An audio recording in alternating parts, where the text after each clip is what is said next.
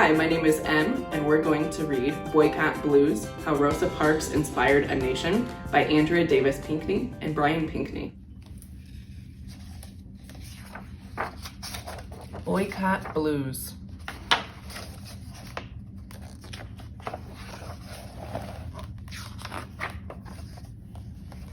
Child, child, you have not known weary till you have walked in my shoes. You have not known low down till you have sung my song. You ever hear a dog wail? You ever hear a hound moan? Well, listen good, because here it is. Steady, slow, a story told with steps. With tired feet, with tired bones, I'm gonna tell the story with my guitar. So you don't forget, so you know how it goes. Dog tired, that's me. This story begins with shoes. This story is all for true.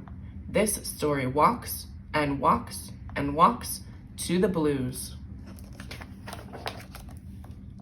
It was December 1st, 1955 when the blues came to call.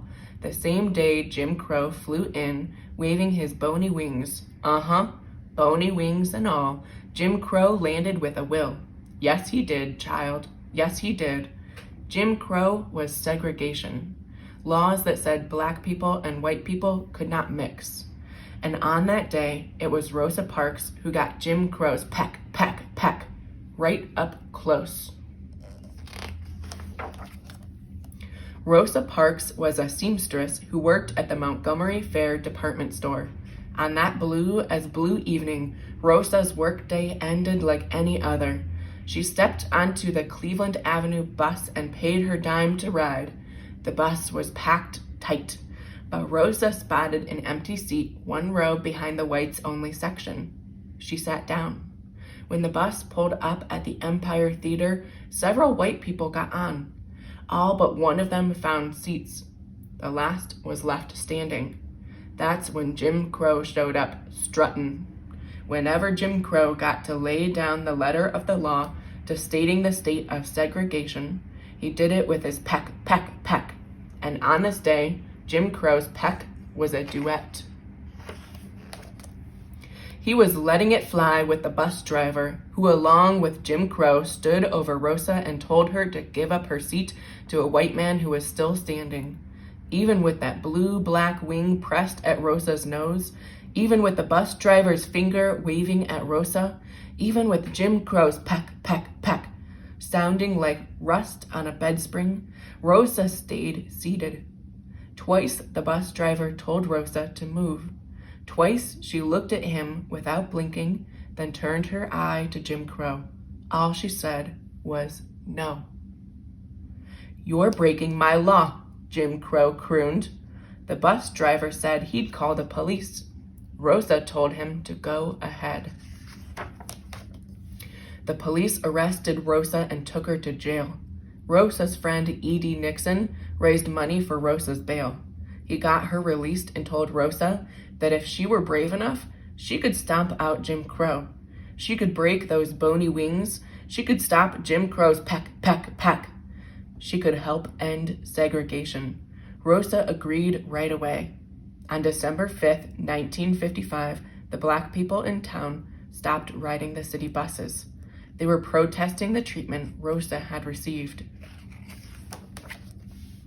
That night at the Holt Street Baptist Church, Martin Luther King Jr. spoke to the people of Montgomery.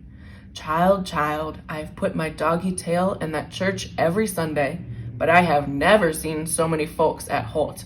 People came from all over to hear the great Dr. King. He said that we should fight until justice runs down like a mighty stream. And fight we did. We fought a quiet fight. No slingshots, no weapons, not even spitballs. We fought with our feet. We said, if you don't, we won't. If you don't let us ride in any seat we wish, we won't ride at all. If you don't treat us fairly, we won't pay the fare. If we don't pay the fare, you won't have a bus business. And we won't let Jim Crow smack us back with his bony wings or slow us up with his peck, peck, peck. We won't. And we stood by our word. Yes, we did. Child, we did. That's when our feet took to the streets, to the sidewalks, to the roads. That's when the city buses rolled and rolled, nearly empty, they rolled. That's when the boycott blues truly began, when we walked with dogged feet, with dog-tired feet, with boycott blues. 90 days passed, we kept on. 100 days gone, we stayed strong. Walked in the rain, we did. Walked day and night, we did. Walked for our fight, we did. Yes, we did. Child, we did.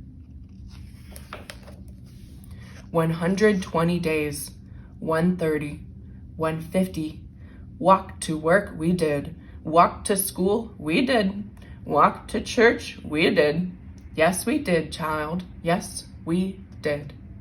180 days of walking, 100 degrees in the shade, sidewalks steaming, sweaty faces gleaming, hot dust rising off the roads, and the buses rolled and rolled. When the blues burned so blue hot that they turned our beat to a deep blue shade of determination, we found a way out of no way. We found other modes to get to where we needed to go. Soon, instead of only walking, we rode. Rode with our families, we did. Rode with kind strangers, we did. Rode past those empty buses, we did. We did. Yes, child, we did. Didn't set foot on a bus either. No, sir, we didn't. Wouldn't pay our dime to ride either. We still got to go where we needed to go. We still stood by Rosa Parks for saying no. But Jim Crow, he was determined too. He kept up with his bony wings and his peck. 200 days later, we were still going. Blues and all, we pressed on. It wasn't all black folks boycotting either. Some white people came along for the ride too, to show us support, to help end Jim Crow. Soon there were all kinds of people with keep going feet, with can't stop us feet. There were black folks and white folks with the boycott blues. And time walked on and on. Day 220, day 262. 300 days of walking with the boycott blues. As strong as we were, some wanted to quit. And child, I can't say I blamed them. After all, when you've been walking from December to November, a bus begins to look like a sweet temptation, even if it means riding in the back, even if Jim Crow sits in your lap. When I saw somebody start to go down that road, when I heard somebody say, "What's the use? I'm paying my dime to ride," I played my guitar as loud as I could to drown out Jim Crow's peck, to stir up a rhythm worth following, to somehow soften those boycott blues. Just a few more steps and we're there. I strummed my message loud and clear. Then came the miracle. The Supreme Court invited Jim Crow in for a visit and waved a gavel on his bony wings. The judge in the courthouse said, "Jim, you're all wrong." Right then, Jim Crow grew tired. His bony wings started to ache. His peck began to lose its point. Oh, child, that was a happy day. On November 13th, 1956, when the Supreme Court struck down the segregation laws, the bus drivers of Montgomery, Alabama, were forced to say, "We will. We will let black people sit wherever they want on city buses. We will not practice segregation anymore." And the black folks of Montgomery said, "We will. We will pay our dime. We will ride with pride. We will sit at the front of the bus and enjoy our view of justice." On December 21st, 1956, the law was official. Soon after, black people had a front row seat right behind the driver. So did Rosa Parks.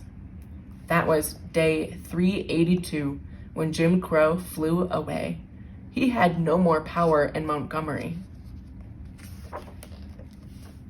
It was the blues that got us through. It was the blues that helped our stride. Because blue is a so fine color when it's painting the sky. Blue is the promise of possibility when it's coming on as the dawn. Blue is all beauty when it's flowing through a sea of hope. Now segregation was a loser's croon, and child, child, we rejoiced. Our low-down tune changed to a celebration song. So child, child, that's the end of my tale. Now you know how it goes. Now you see the power of won't stop shoes. Now you know the story of the boycott blues. Time to hightail it home, bony wings adieu. Peck, peck, peck, later for you. Bye-bye, boycott blues. The end.